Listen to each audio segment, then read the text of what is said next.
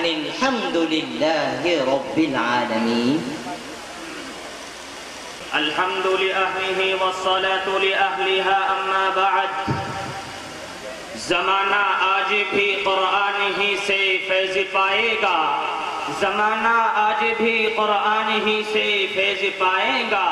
مٹے گی ظلمت شب پھر زمانہ جگمگائے گا۔ حضرات حکم مستحکم اور سامعین بس،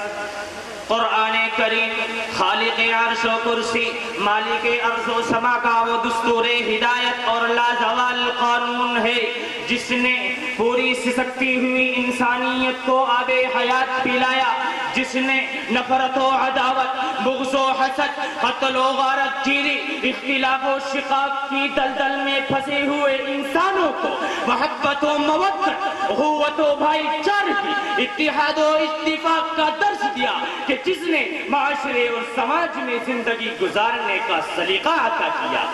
سامعین باتمکین،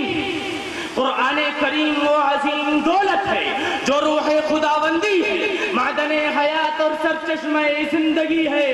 وہ عرب قوم جو پشتہ پشت سے مردہ چلی آ رہی تھی، دنیا جس کو ذلیل و حقیر جانتی تھی، کوئی ان کو جہالائے عرب کا خطاب دیتا تو کوئی ان کو نفرت سے یاد کیا کرتا تھا،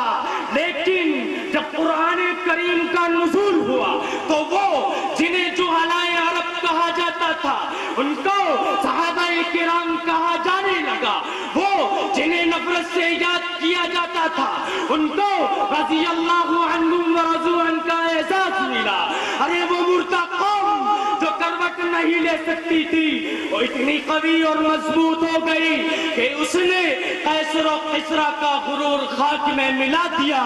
اور بڑی بڑی سلطنتوں اور حکومتوں کا تختہ الٹ دیا۔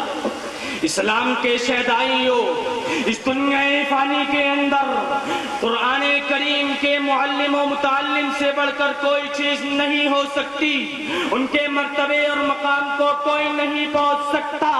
خواہ وہ دنیا کا منسٹر ہو یا کلکٹر، پائلٹ ہو یا انجینئر، یا دنیا کے بلند سے بلند مرتبے پر بھی فائز ہو، لیکن وہ اس قرآن کریم کے متعلم و معلم کے مرتبے اور مقام کو نہیں پہنچ سکتا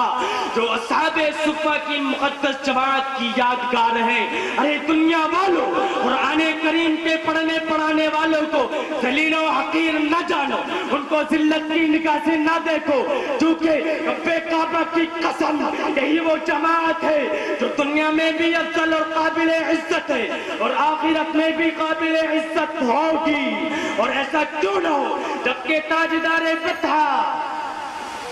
الہی رونق اسلام کے سامان پیدا کر، دلوں میں مومنوں کے الفت قرآن پیدا کر، وما علینا الا البلاغ۔ مصاحب نمبر 270